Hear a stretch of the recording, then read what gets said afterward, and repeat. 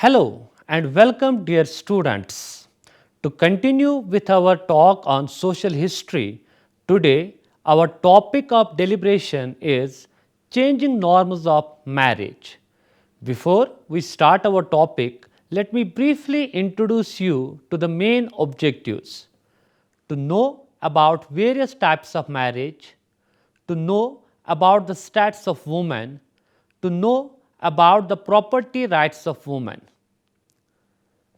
The woman held an exalted position and was perfectly equal to her husband throughout the Rigvedic era, the oldest of the Vedic traditions.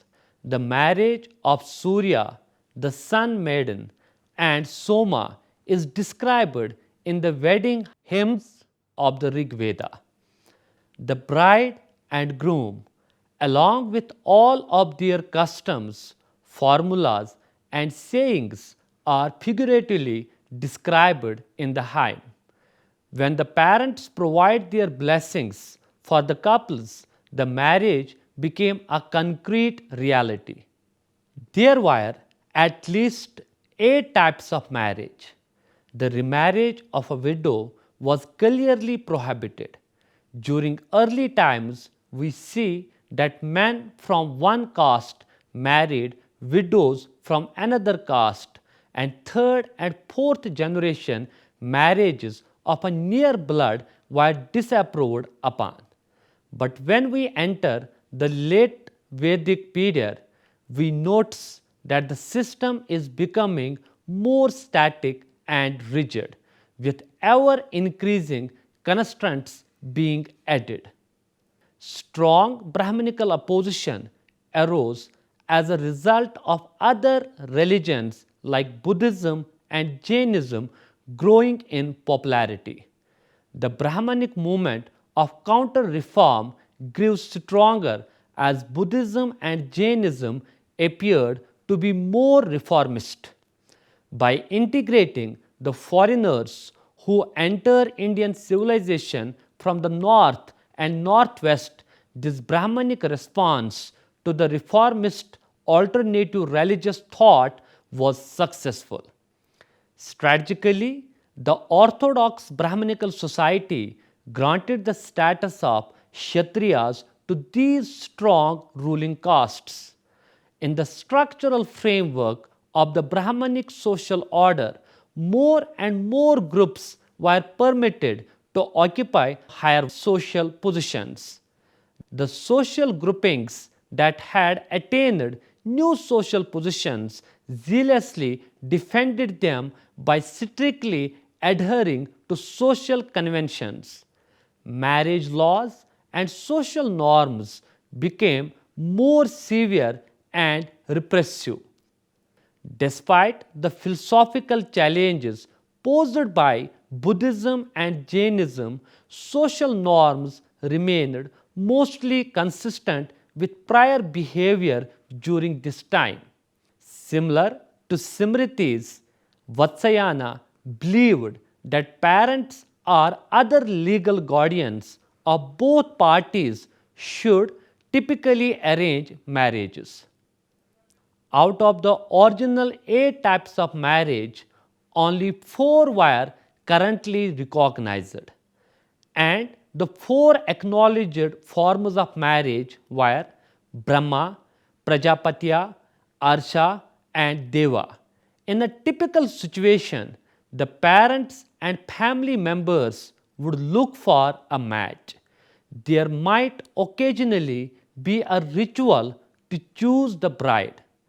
Typically, the bride's parents or guardians used festive and social gatherings as an opportunity to introduce the bride to the groom's choice party. As a result, neither the bride nor the groom participated in the decision making process. Instead, the parents or other family elders did.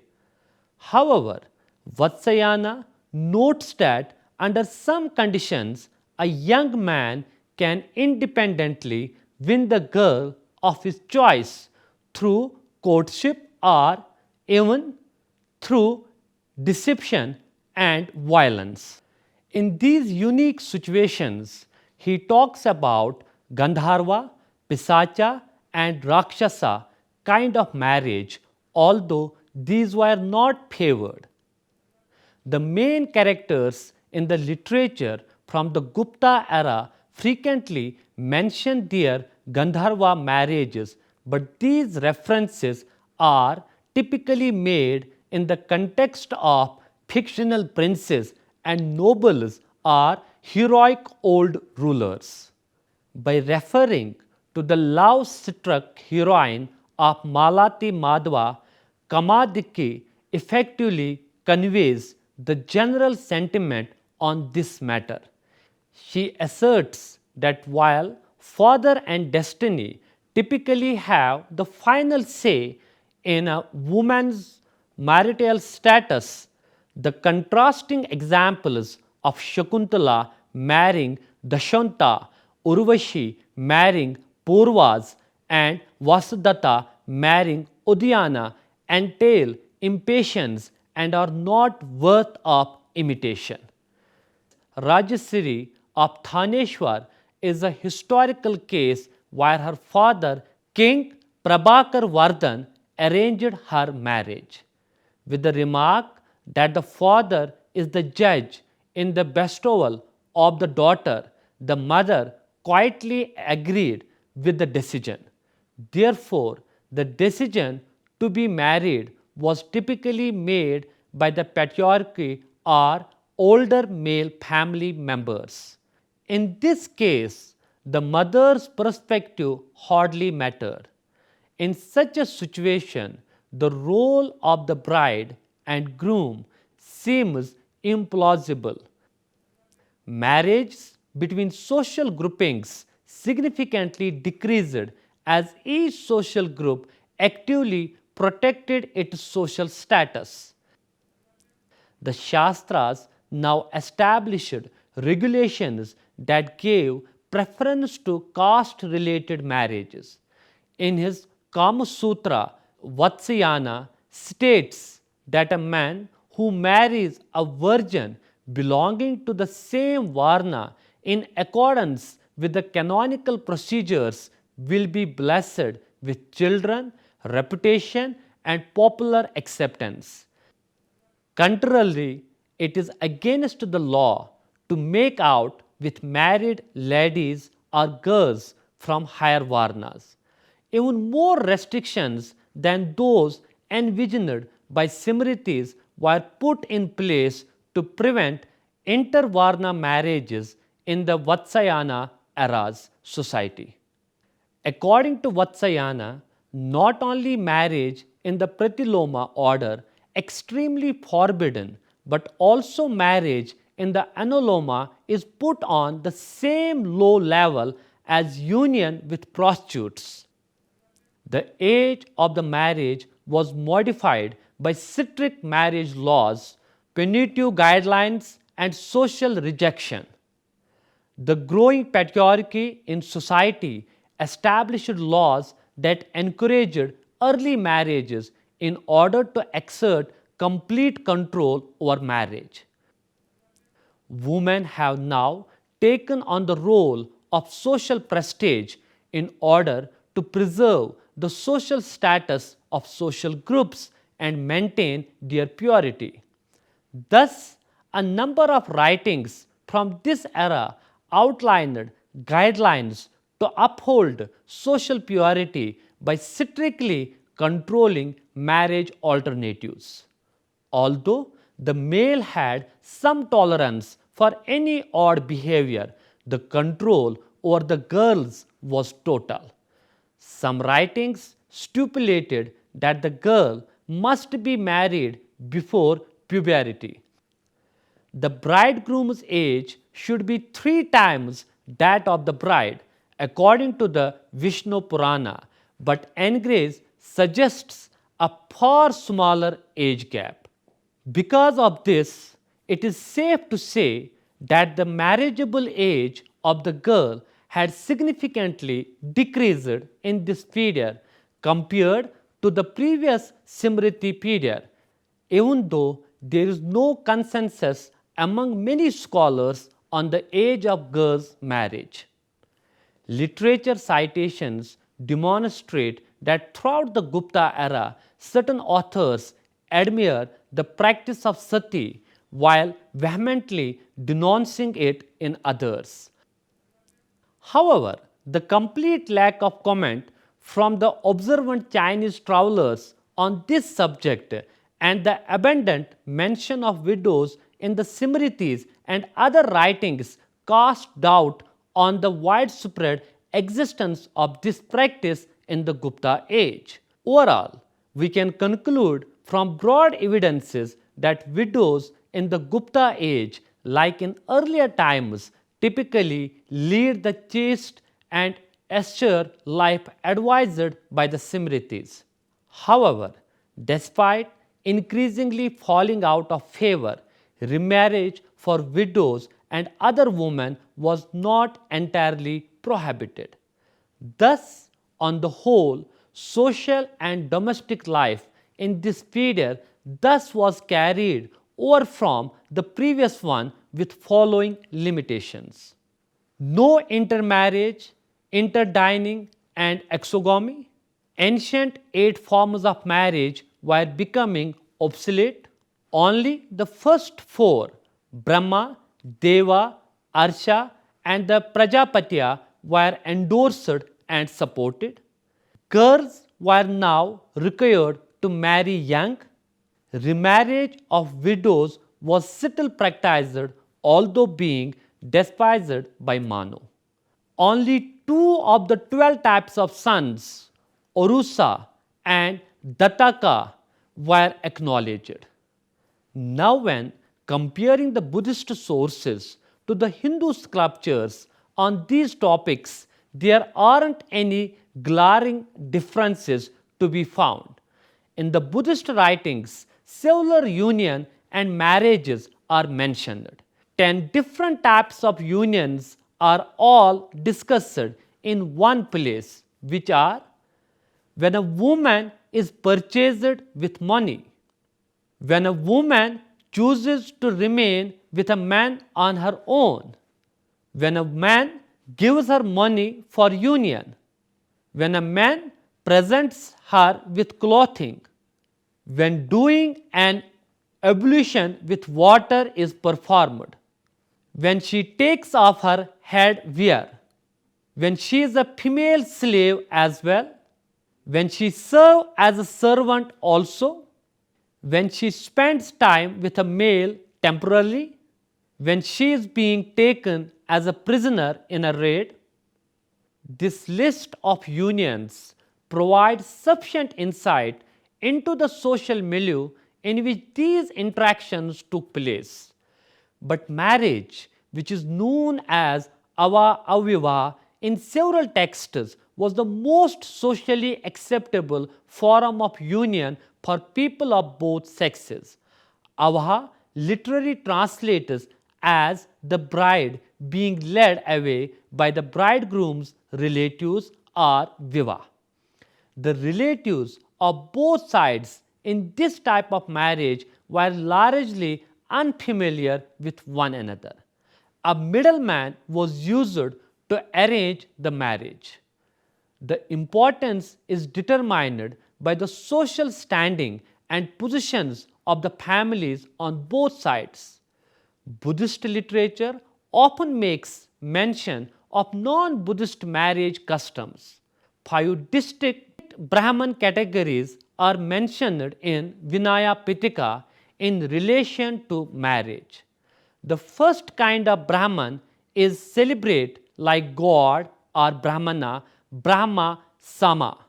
The second type is referred to as Brahmana Devasama, while the third category is known as Brahmana Maryada.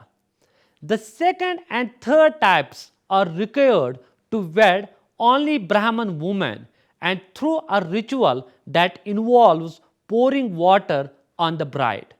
The fourth category is comprised of tradition breakers, Brahmana Sabhyana Maryada, while the fifth category includes ostracized Brahmins, Brahma Chandala. Both Brahman and other women are wed by the fourth and fifth sorts of Brahmana. The later two sorts of ceremonies involving buying and selling as well as water pouring.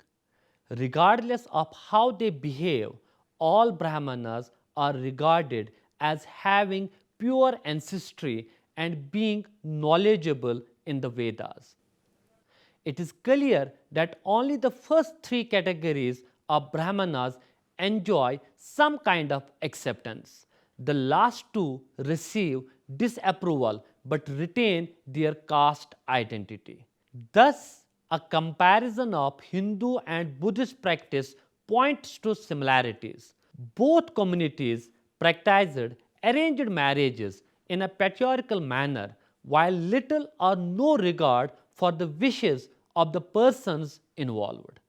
In the Hindu system, caste history and astrology were used to determine compatibility. Contrary, in Buddhist tradition, compatibility between husband and wife was guaranteed by the family's socio-economic standing and background. Therefore, marriage served as the base for a patriarchal family in both societies. Within the marital bond, the interpersonal ties favored patriarchal views. Now, we'll be talking about interpersonal relationship and gender roles in marriage. A detailed examination of the Buddhist and Jain writings reveals some hints about interpersonal relationships and gender roles in marriage. Husband and wife had a special bond of devotion known as marital love. However, there are situations when a wife's loyalty to her husband is motivated by obligation rather than love. However, a woman's husband's value her more than her other family members.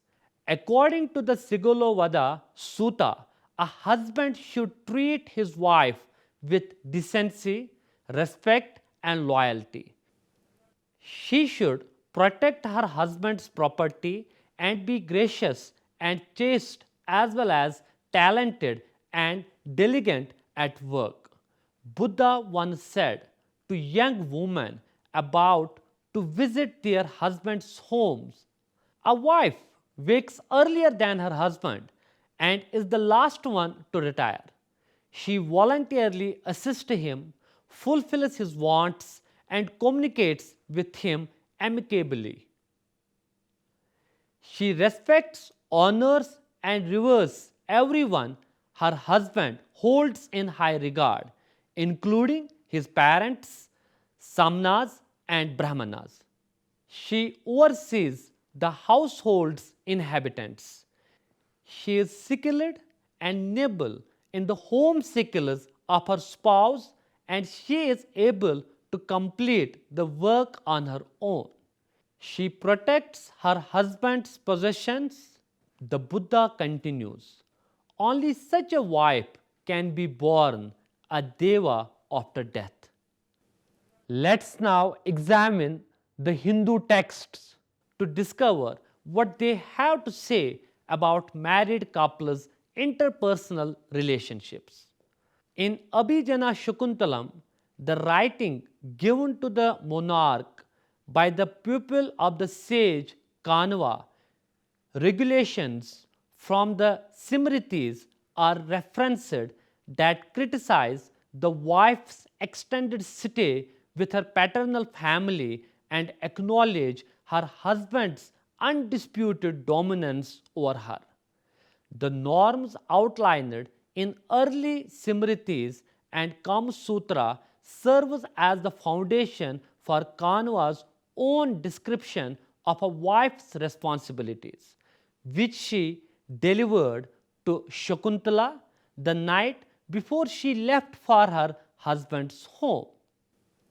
A good example of the kind of good woman mentioned in the Simritis can be found in the character Dutta, the hero's wife in the Mirchikatika. A narrative from the Dasa Kumara Charita reflects the belief in amazing abilities of the loyal wife, which is expressed in the Mahabharata and other writings. In another story from the same collection, a woman who had been abandoned by her husband proclaims that it is a living death for women of high birth to be hated by their spouses because the husband alone is their deity. According to many Simritis and Kama Sutra, the following is a description of the ideal wife. Vatsayana depicts a good wife which can be interpreted as a faithful representation of everyday life. The image demonstrates the virtues of self control, service, and good housekeeping that have continued to characterize Hindu wives up to the present. The wife is expected to serve her husband with the same devotion that she would a deity. She should directly see to her husband's comfort. She does not give in to resistance and joins in on her husband's fasts and vows. Only with his permission does she participate in celebrations, social events, sacrifices, and religious processions. He approved sports are played by her. She stays away from bad company, does not express her discontent to him, and does not spend a lot of time alone or waiting at the door. She does not exaggerate her wealth, and she never donates to a charity without first telling her husband. She obeys her mother in law and father in law's orders and serves them. She does not respond to their questions, use few but kind words, and keep her laughter to herself when they are around.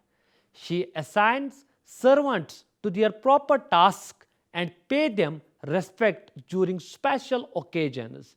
She practices asceticism and restraint when her husband is away, giving up all ornaments aside from the signs of her married state, participating in religious rites and fasts, acting in accordance with orders from her superiors, and only visiting her relatives on special occasions and then for a brief period of time while accompanied by her husband's family. She leaves right away in her sober attire to meet her husband when he gets home, after which she worships the gods and prepare gifts. The Simritis and the Kama Sutra's description of the virtuous wife's code of conduct appear to have been generally observed during the Gupta era. Again, according to Vatsayana and Veda Vyasa, the wife is to assist her husband in carrying out his religious duties. Nevertheless, any action she takes to advance her spiritual well being without his permission are futile. The husband, however, is responsible for caring for his wife. Some of the writings even suggest punishment for a husband who deserts an idle bride. We note an intriguing parallel between Buddhist and Hindu literature on the interpersonal dynamics of a marital existence. The wife was submissive to her husband and in charge of running the home in the main. Women are no longer treated equally with their husbands as they were in the Vedic era. In other areas of public life, they are likewise marginalized. In Orissa, the monarchy was held by a number of Bomaka dynasty queens because there was no male successors. Therefore, generalizing to the entire subcontinent is difficult. Now, we'll be talking about property rights of women.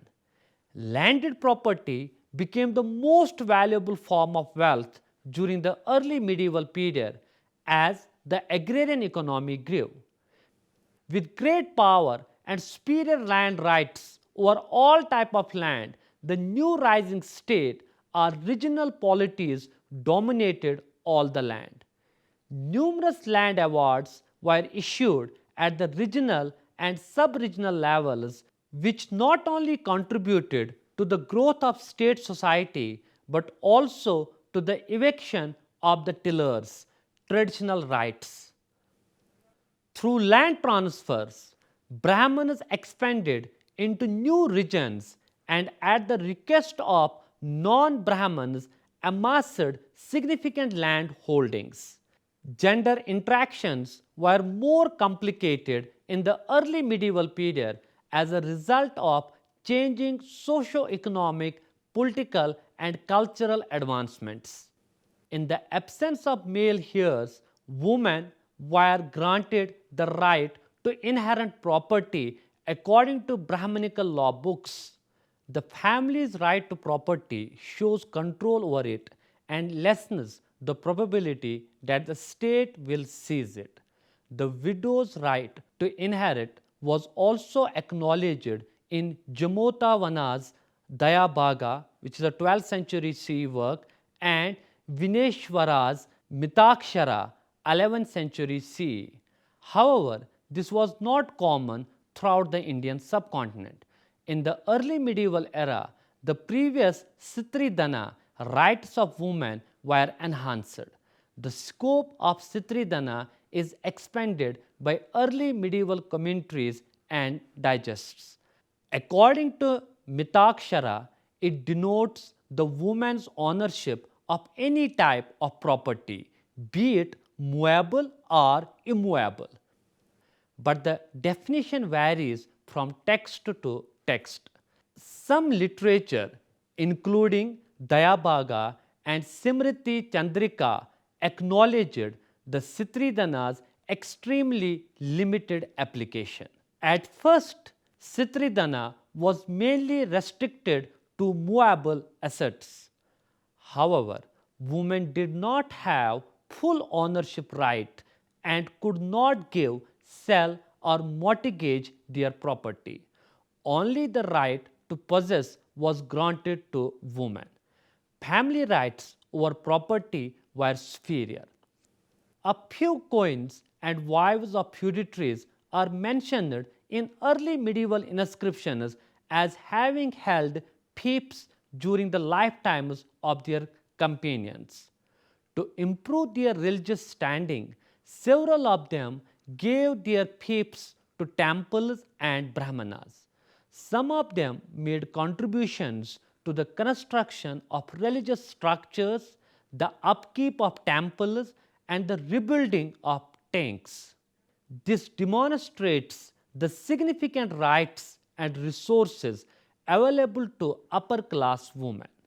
The fact that Chola queens and princesses used this method so frequently suggests that they may have had access to personal allowances or property. Additionally, temple dancing girls were also assigned shares in temple land, revenue and taxes. They possessed the ability to own land on the temple grounds. The rights of women to own land differed depending on their social standing. Additionally, Rajatarangini cites a number of female benefactors and builders in Kashmir, including female monarchs Ratna Devi, queens Sugandha, Didda and Suryamati, and even non-royal ladies, for example, Susala, Chinta, Valga, and Sambhavati. Males had absolute authority over land and other resources, and they controlled them through the family, faith, and state system, whereas women had little control over them. Additionally, Brahminical normative laws promote male dominance over women's rights. The idea of gender equality was essentially non existent. The Kashmir narrative is unique in that both women and men undertook the same charitable and building construction endeavors, defying the conventionally accepted roles. Dear students, it was all about today's lecture regarding changing norms of marriage. Hope you have understood it well. See you next time with a new topic. Till then, take care and goodbye.